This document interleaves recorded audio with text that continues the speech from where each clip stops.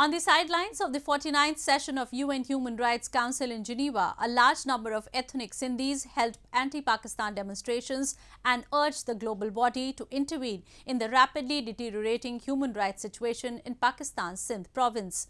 Sindhis accused Pakistan of subjecting them to a form of state crackdown that has severely impacted their lives.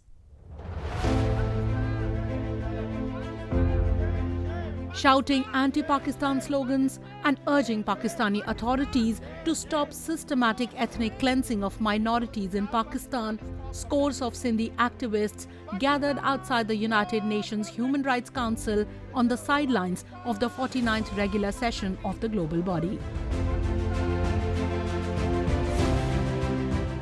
The demonstration was staged to have attention of the global community towards the Sindhi issue, which the activists said was deteriorating by the day.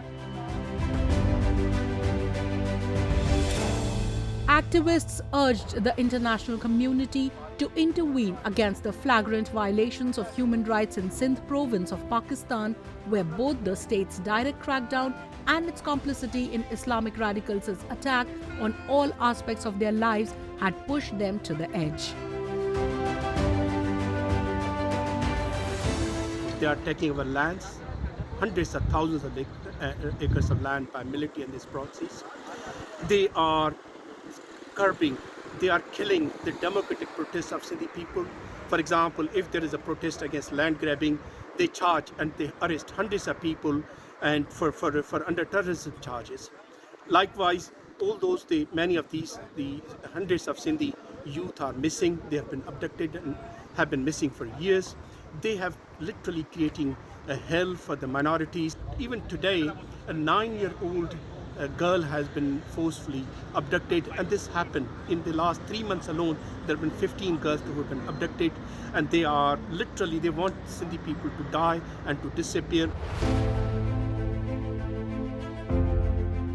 Testimonies of Sindhis say that the situation has grown so gruesome that security forces abduct people in broad daylight, sometimes dressed in plain clothes and other times in official vehicles and uniforms. They are unable to act with impunity because the government refuses to take any action on allegations of enforced disappearance and has not once brought a perpetrator to justice. There have been around 1,300 known cases of enforced disappearance in Pakistan's Sindh province alone since 2010. The disappeared are often human rights and political activists or journalists who have spoken out against the government's policies and actions against Sindhi people, including environmental degradation, the maladaptation of ancestral lands, displacement and the loss of livelihoods, and large-scale development projects without the consultation or consent of the local communities. Activists uprised that forced conversions and marriages have also become a common phenomenon in Sindh, and as per different estimates, around 1,000 women and girls from religious minorities are abducted and forcibly married off to their abductors every year. Human rights observers have expressed deep concerns over the deteriorating situation. We have following the situation in Pakistan for more than 20 years, and it's really sad to see that the silent genocide will continue in Pakistan, that even international organizations ignore this fact that the disappearance of minorities here and systematically exclusion of minorities, political, in any layer you will see that minorities are ignored.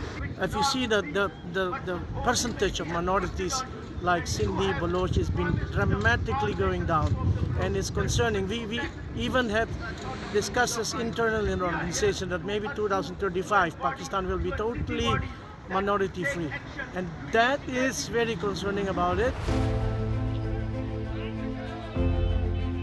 And with time, the situation is rapidly heading south, with the province witnessing a sudden escalation in crimes targeting religious minorities.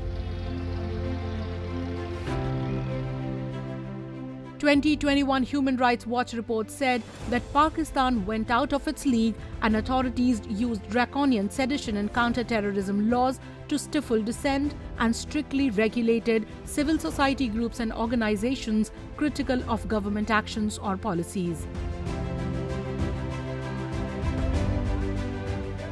Over time, Sindhis have held peaceful demonstration against what is called Pakistan's mistreatment towards them.